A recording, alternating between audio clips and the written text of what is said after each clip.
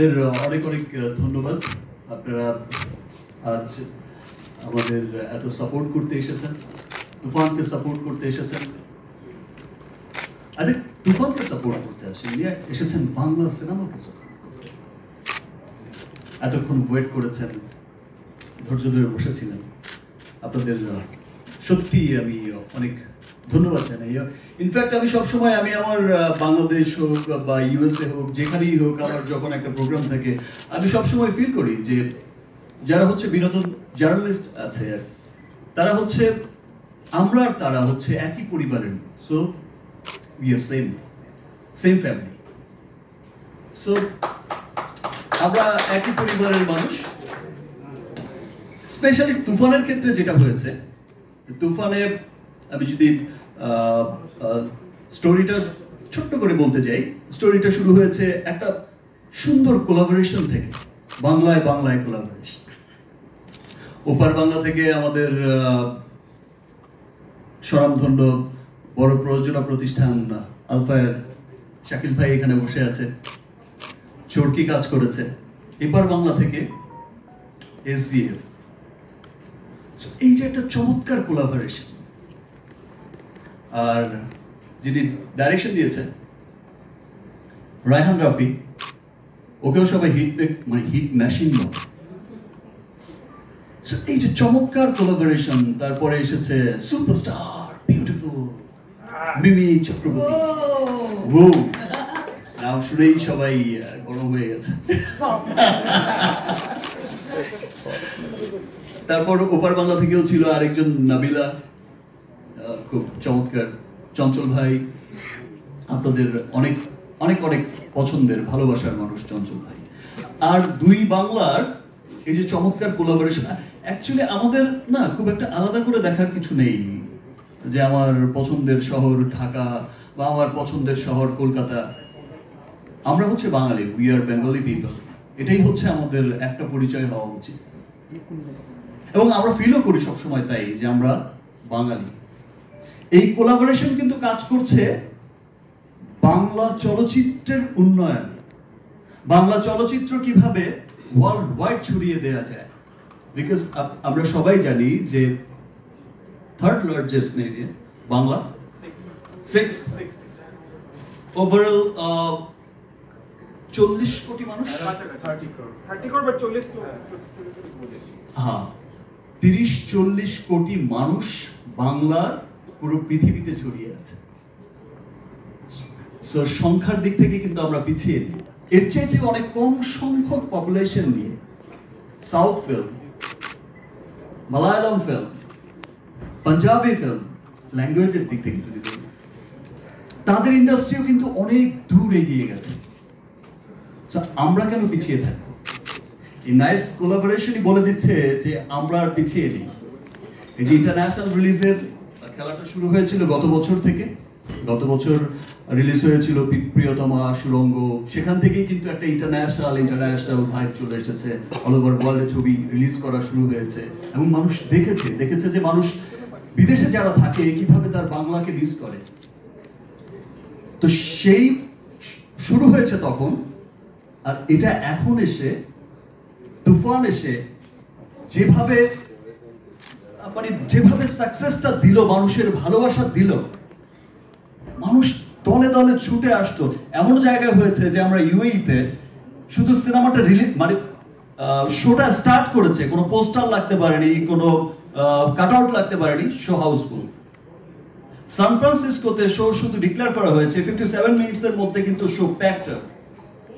Social মিডিয়ায় দেখলে আপনারা হয়তো দেখছেন যে এই যে ভালোবাসা মানুষের, যে না আমরা দেখছি, এই যে প্রাউড করছে সবাই যে ও মাই গড, তুফানের মতো এত চমৎকার একটা কমার্শিয়াল ফিল্মও আমাদের বাংলায় হয়। ইনফ্যাক্ট আমি তো সবসময় বলি, আমি বাংলাদেশে ঢাকায় যখন প্রেস মিট করেছি সবসময় একটা কথা বলি যে 100 কোটি 25% আমার। সো ইনশাআল্লাহ 100 কোটি না, শুধু 1000 কোটিতে যেতেও খুব বেশি দেরি নেই। কিছু বছর আর কিছু ভালোবাসার দূরত্ব। তো আমরা আমাদের সিনেমা, বাংলা সিনেমা, ভালো বাংলা সিনেমাই যদি আমরা না দেখি, তাহলে বাংলার জয় কি করে হবে? শুধু তো মুখে মুখে বললে হবে না যে বাংলার জয়। আমাদের সিনেমা বই নিয়ে যায়, আমাদের সিনেমা শুধুমাত্র আমরা যে দেখি যে আমাদের সিনেমা শুধুমাত্র বিনোদনের মধ্যে কিন্তু সীমাবদ্ধ নয়। সিনেমা একটা কৃষ্টি, কালচার, সভ্যতার কথা বলে। সিনেমা একটা জাতির কথা বলে। সিনেমা একটা সমস্ত জাতিকে তুলে ধরে। আজকে আমাদের তুফান বাংলা সিনেমা হিসেবে আমি এমন এমন দৃশ্য শুনেছি, ভিডিওতেও দেখেছি, যে যেই দৃশ্যে আমেরিকায়, ইংল্যান্ডে আপনারা দেখে থাকবেন যে ইংল্যান্ডে আমাদের টপ চার্টে কত নম্বরে চলে এসেছে। একটা টপ চার্টে একটা সুপার জায়গায় চলে এসেছে, ইংল্যান্ডের মতো জায়গায়। সেখানে সান ফ্রান্সিসকোর মেবি একটা হলে ইংলিশ ছবি চলছে, এখন খুব ধুমধারাক্কা হিট সিনেমা রিলিজ হয়েছে, হলিউড সিনেমা। সেখানে আমাদের তুফান দেখতে এত ভিড় করেছে মানুষ। সো ইংলিশরা জিজ্ঞেস করছে যে এখানে কি চলছে, এত ভিড় কেন? এই যে প্রাউড করে বলছে এখানে আমাদের বাংলা সিনেমা রিলিজ হয়েছে, এটা একটা সুপার হিট সিনেমা, তোমরাও এসে দেখো। এই যে হলের মধ্যে সবাই উৎসব করছে, নাচানাচি করছে, পরিবার পরিজন নিয়ে দেখছে, এটাই জানান দেয় যে আসলে বাংলাকে, বাংলার বাইরেও যারা থাকে গোটা বিশ্বে ছড়িয়ে, তারা অনেক ভালোবাসে, অনেক দেখতে চায়। সেই জন্যই বলছি যে আমরা যারা বাংলায় থাকি, আমরাও আমাদের সিনেমাকে ভালোবাসবো। হয়তো অনেকদিন কলকাতায় অনেক বড় কমার্শিয়াল সিনেমা হচ্ছে না বা হয় না, দ্যাটস ওয়াই হয়তো বা এই প্র্যাকটিসটা একটু পিছিয়ে গেছে। বাট আমি এইটুকু বলতে পারি যে তুফান থেকে যে তুফান উঠেছে, এই তুফান কখনো থামবে না। এই তুফান থামার নয়। বাংলায় তুফান উঠেছে, ওপার হোক এপার হোক, বাংলার তুফান কখনো থামবে না। এবং বাংলা জানিয়ে যাবে উইদিন শর্ট টাইম যে ইয়েস, আমরাও আছি। হলিউড, বলিউডের সাথে, তামিলের সাথে, পৃথিবীর বড় বড় বিখ্যাত সিনেমা ইন্ডাস্ট্রির সাথে, কোরিয়ান ফিল্ম, যেই ফিল্মই দেখি আমরাও বলতে পারবো ইয়েস, দেখো আমাদের সিনেমা পিছিয়ে নেই, টপ চার্টে আছি ভাই। আমরাও বলতে পারবো যে ইয়েস। ইনফ্যাক্ট শীর্ষধনী অ্যাক্টরদের লিস্টও ইনশাআল্লাহ আমরাও থাকবো। চারিদিক থেকে বলেছো, সেইটার ফিলিংটা কেমন? উড়াধুরা। আরে ও লাভলি আনসার। আই থিংক এই একটা ওয়ার্ডই পুরোটাকে ডিসক্রাইব করে। আর আজকে আমি সবার আগে আমার প্রেসের বন্ধুদের ধন্যবাদ জানাই যারা এখানে এসছে, এবং ওয়ার্ল্ড ওয়াইড আমার দর্শকদের কে ধন্যবাদ জানাই যারা তুফান দেখেছে, উড়াধুরার সাথে নেচেছে, দুষ্টু কোকিলের সাথে রিল বানিয়েছে, প্রচুর জায়গায় আমাদের ট্যাগ করেছে। So thank you so much, thank you so much. আর আজকে না বললেই না, আজকে আমার এখানে ডিরেক্টর বসে আছে, তো রাফি ভাই সবসময় এটাই বলতো যে আমি একটা শটও কম্প্রোমাইজ করবো না। So this is the result. আর এই পাশে বসে আছে আমাদের দুইজন প্রডিউসার, অ্যান্ড শাকিল ভাইয়ের সাথে আমার প্রথম কাজ, বাট আমি ক্রেডিট দিতে চাই মুনিদাকে, who convinced me to do the film. So thank you, otherwise I would have missed this part. And definitely Shakib, যে being such a big superstar, he's so warm, so grounded. আর আমি এটা সবসময় বলি যে আমি যদি ওয়ার্মথ না পাই আমার সারাউন্ডিংস থেকে, ওয়ার্মথ না পাই কাজের জায়গা থেকে, যেটা আমার প্যাশন, যেটা আমার অস্তিত্ব, যেটা আমার হয়ে ওঠা, যেটা আমার গড়ে ওঠা, তো সেখানে আমি এক্সেল করতে পারি না। সো আই বিলিভ যে এই জায়গায় সবাই মিলে এত ভালোবেসেছে যে তুফান আপনাদের রেজাল্ট দেখিয়েছে। আর আশা করি কালকে যখন রিলিজ করবে কলকাতায়, প্লিজ কলকাতাবাসী যাও আর হলে সিনেমাটা দেখে নাও। সিনেমা ব্লকবাস্টার হলে ডিরেক্টরের মনে কি চলে এটা সবাই জানে। খুবই খুশি, যতটুকু আশা করছিলাম এর থেকে বেশি আমরা পেয়েছি।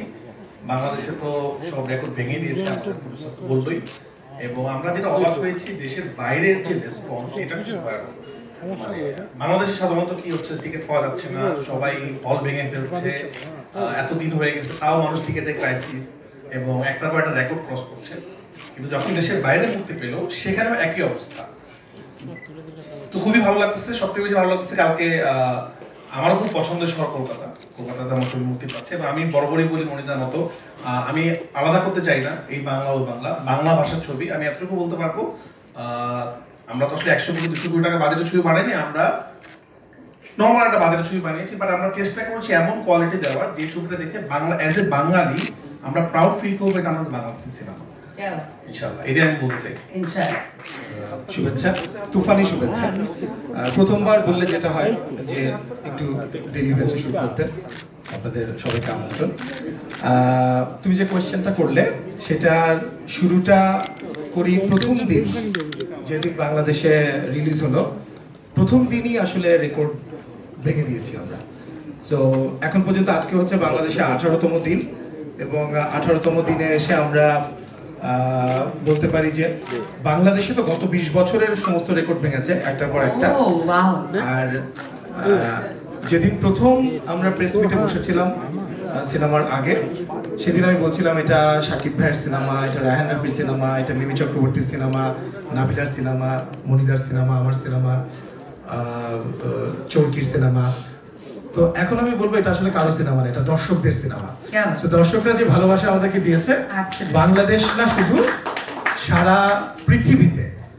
এবং কালকে আমার প্রিয় শহর কলকাতা রিলিজ হচ্ছে। সো এখানেও আমি আশা করি যে সবাই আমাদেরকে অনেক আপন করে নেবে।